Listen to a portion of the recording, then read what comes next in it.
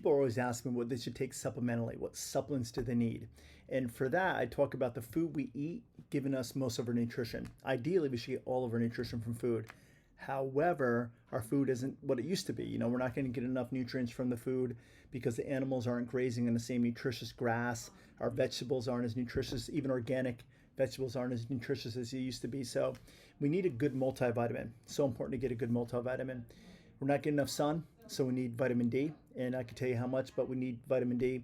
We also need probiotics because our food is so deficient. We don't eat fermented food anymore, so we need a good probiotic. And we also need high quality omega-3s. Even if you could get enough cold water fish, the fish for the most part is toxic unless you're buying the very expensive stuff from Alaska. So you got to take omega-3s. And I call these four the core four.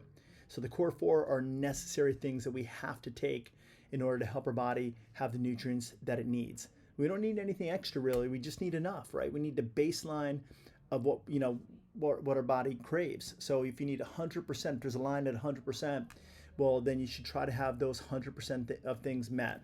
And that's what the core four is about. Now, I do the core four plus more. I think vitamin C is very important. I think colostrum is important. You could look that up, right? Colostrum is real important. Turmeric. There's so many things you could take, particularly if you have needs for it, right? If you have needs for it, then you could take that. But those core four will cover a lot of the bases.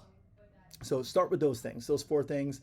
If you take them, your body would be pretty much satisfied and probably a lot better than it currently is, especially if you're not taking anything. You got to take some stuff. But I don't like a cabinet that looks like a medicine, a store. You have so many things in there, and people hate taking pills. So I'm going to encourage you, just take those four things to start. With your multivitamin, take the normal amount, right? If you get a good one, you should break it up throughout the day. Omega-3s the same way, probiotics the same way. Vitamin D, I think most doctors tell you too little.